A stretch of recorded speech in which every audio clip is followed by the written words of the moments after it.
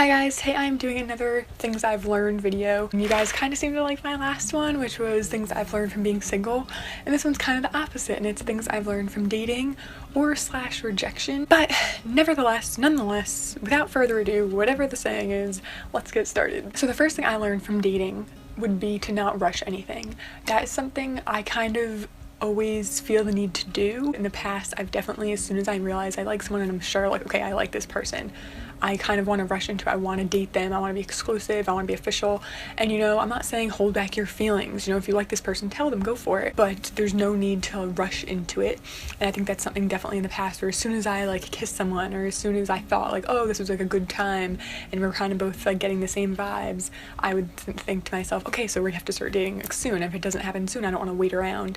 And I kind of always thought about that waiting around period as, this sucks. He obviously doesn't like me that much if he doesn't want me to be his girlfriend, but it's really not that. And I think I've learned that if I don't rush into it and I wait that kind of time to get to know someone a bit better before you decide, okay, yes, let's put a label on this or something, that time can be very beneficial because sometimes things don't get past that point. So just kind of don't rush things. That's kind of the main first point. Okay, the next one is kind of complicated and heavy, but it's just to be yourself completely.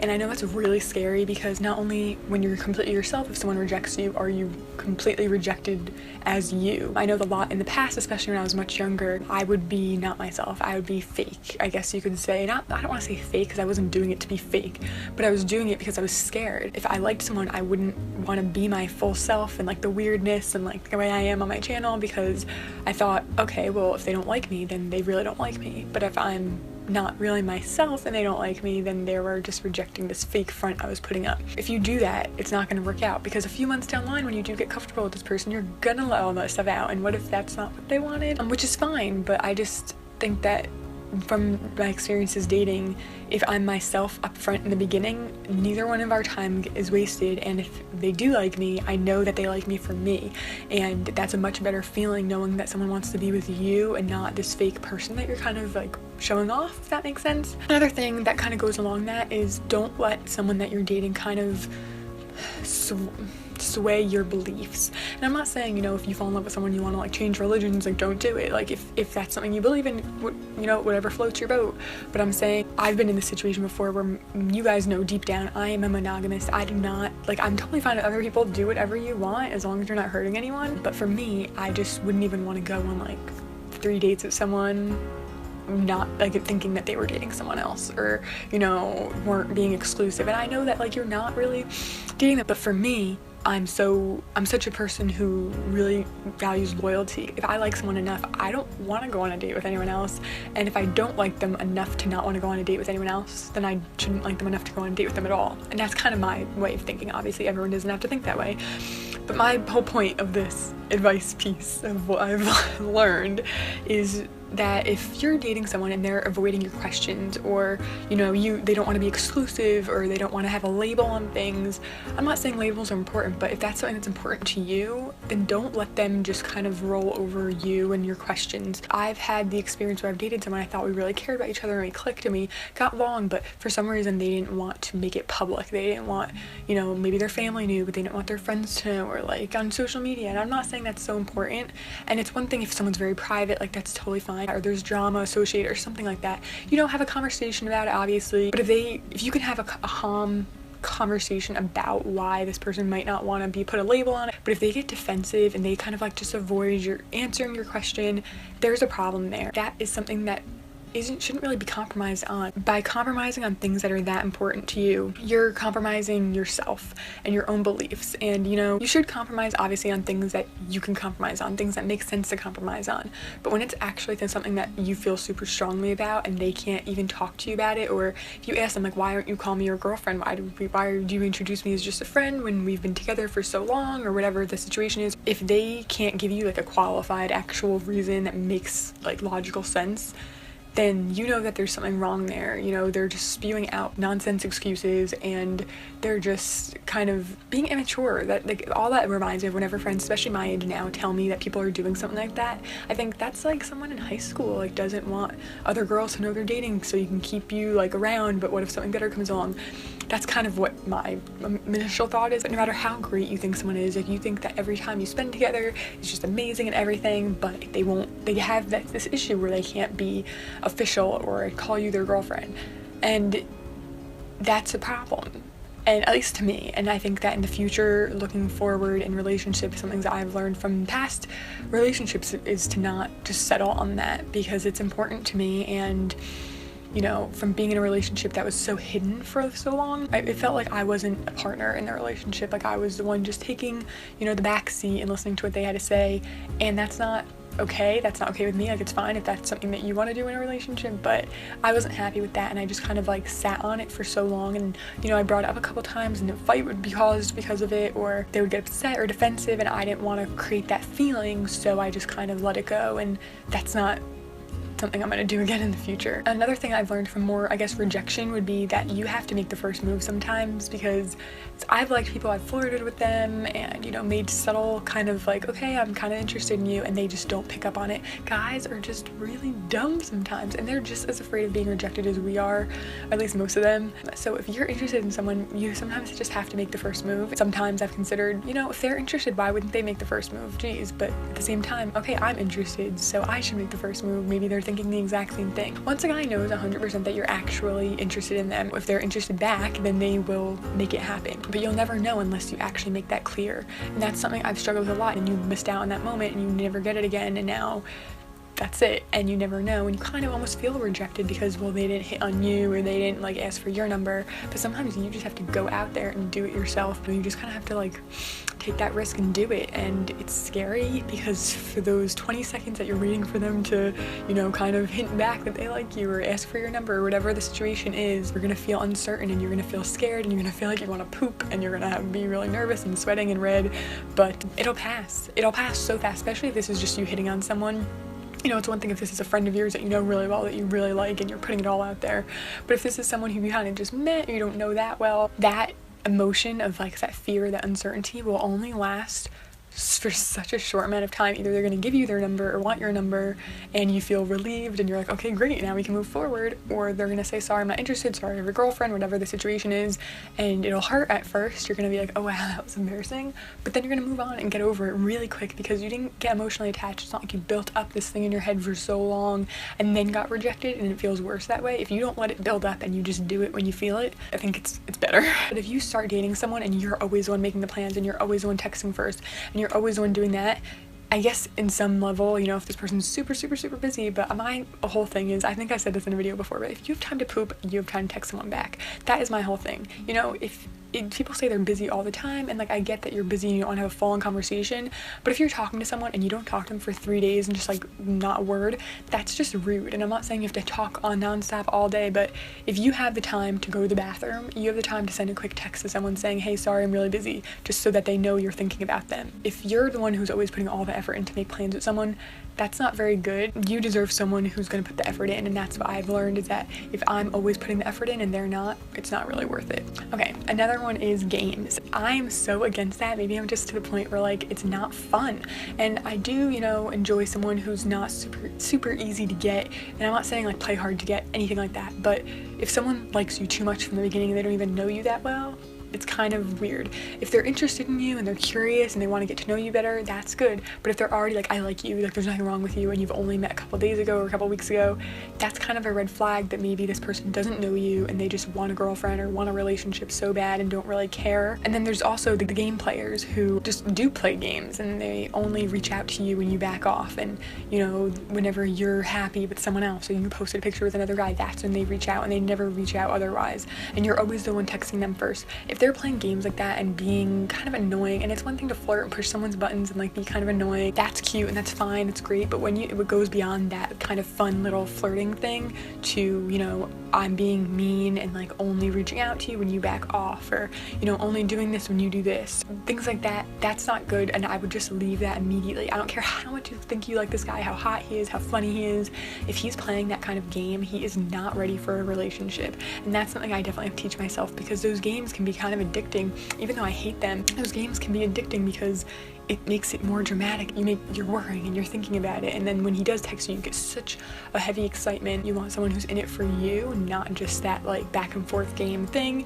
And that's something I've definitely learned, is that once a guy, you can tell that he's not texting you or not putting in that effort, and he's really only doing it, like you can look at the patterns, and sometimes it does seem like you're overthinking things, but if it's pretty obvious that he's only texting you when you post like a cute picture on Instagram, or when you post a picture with another guy, or things like that, if they're only texting you when you seem happy or when you've pulled away from them, that's not a good sign. And then another thing I've definitely learned from dating is to not let hormones take over. I think that once you're starting to date someone and you get comfortable with them, just because you feel comfortable in the moment doesn't mean it's always gonna feel like that. I think that sometimes hormones, I don't know if it's hormones or what it is, attraction, can make you overlook red flags and make you overlook things that just don't really add up, and they can make you do things that you regret later. If you are with someone and you feel comfortable in the moment, like I've definitely been there, you feel comfortable in the moment and you want to do something and you're thinking, okay, this is fine, like we're going well, we're dating,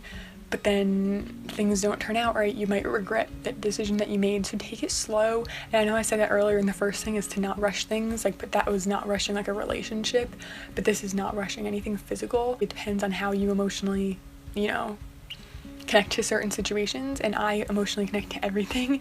And so when you are physical with someone, it can be very emotionally impacting on you, positively or negatively, and you do something and you might think, okay, I'm like, now that this happened, like we're close, we're gonna date.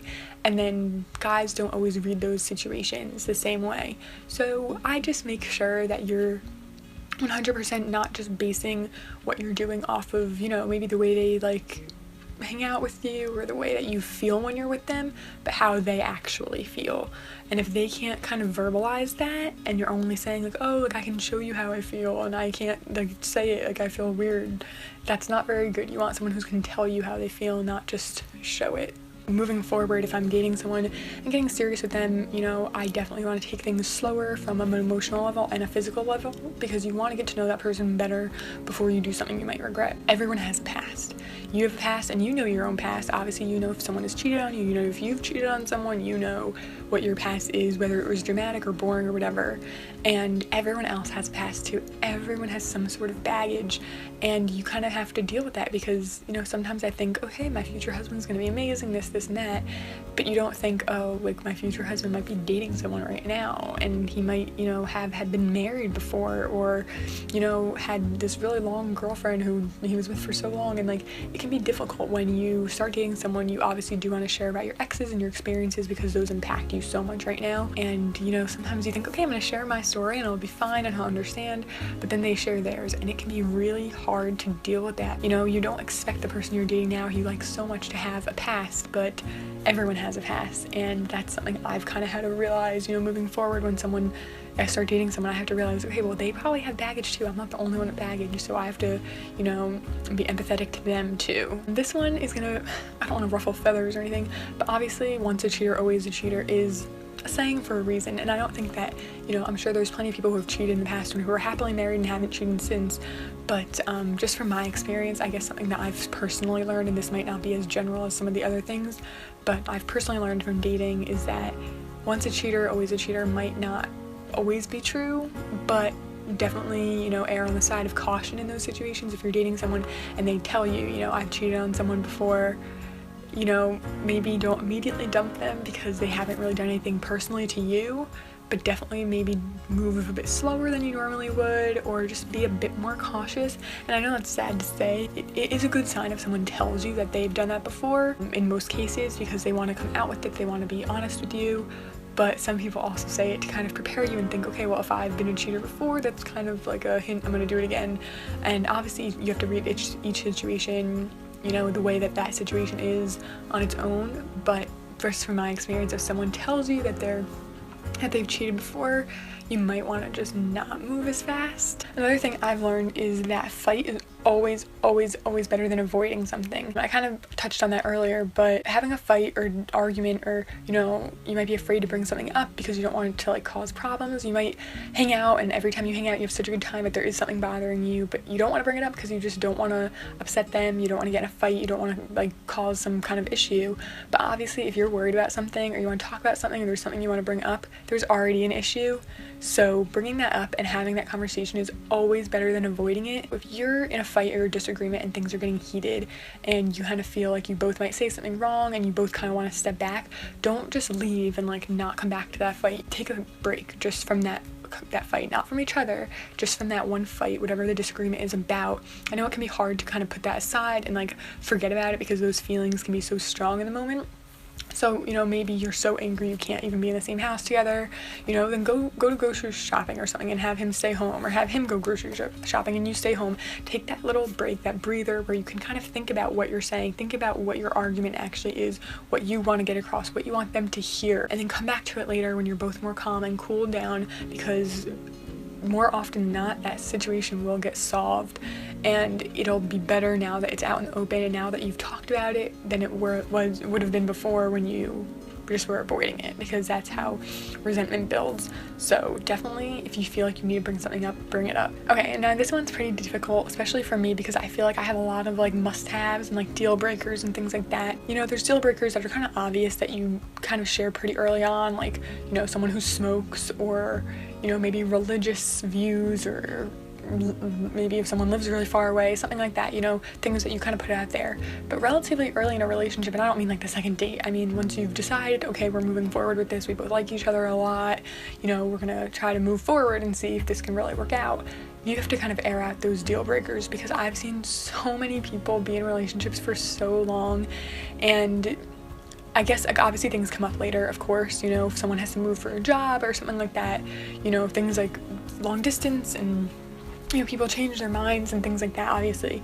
But if you have a deal breaker is something that you cannot compromise on, whether it's religion or having kids or politics or anything like that, you have to air it out early, because you don't want to waste maybe 3-4 years of your life with someone who it is never ever gonna work out with. I know it sounds weird to talk about those things when you're 3-6 months into a relationship, but it's important, because you don't want to build that relationship up, get so close to that person that you've now moved in with them, and you're, things are really serious and you're so close and they're a big part of your life. And then, you figure out later down the line, oh, this person wanted to move to New York this whole time and you don't want to move to New York, or this person never wanted kids and you want 3 kids. Think about those things that you can compromise on versus what you can't, as early as you both feel comfortable talking about it, because if you wait, I've seen people even be with people for years and then, be waiting for this guy to propose to them and he's like, yeah, I never wanted to get married, and now you just wasted all that time. And I'm not saying that's not good, because you do learn for every relationship, but when you could have avoided that, it's probably a better idea.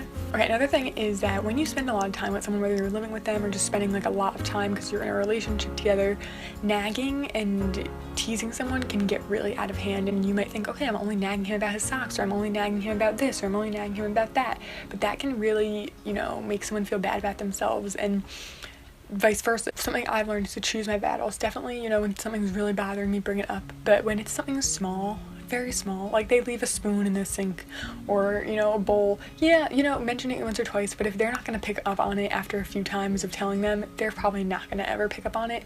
So bringing it up all the time is only going to cause more problems than it helps.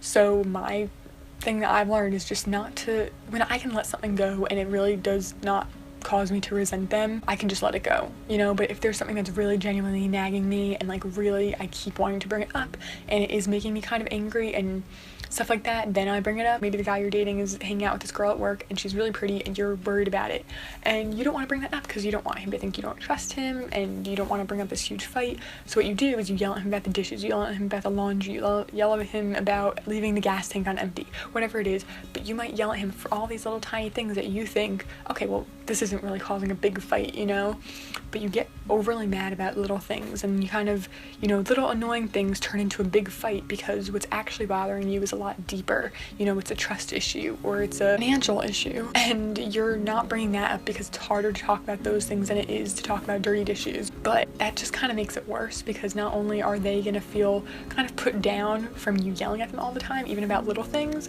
but you're also not facing the big issue, and you're using these little issues to kind of attack them for the big issues, and that's not healthy. If you want to fight with someone, or you want to bring up something that might cause a fight, bring it up. If you just brought it up right when you first realized it, that problem could have been solved and you could have felt so much more at ease so much sooner. Something that kind of goes along with that is to not overthink things. There are so many times in relationships where I've thought, okay, this one little thing he did means this, and you know, sometimes there are signs, but I think usually when you know when there's a real problem, like a real problem, whether you know what it is or not, you can feel it. I've definitely been there with most of my relationships right before things went bad, right before we broke up, right before something like that. I felt it in my gut, my heart. I think that when you can feel that, you know it. So don't overthink the little things that you kind of just build up on your own.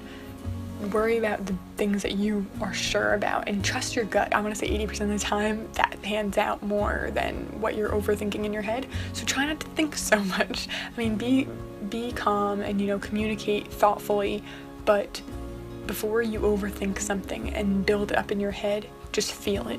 If that makes sense, I really hope that made sense. And although I'm giving you all this advice and telling you the things that I've learned from my experience, another thing that you have to know, and that I've definitely learned, is that you cannot be prepared for every situation. You can't. You're never ever gonna get to that point where you just, you know, can deal with everything that comes at you. And you might think, okay, this is how we're gonna handle these fights, and this is how we're gonna handle this, and you might be the best communicators.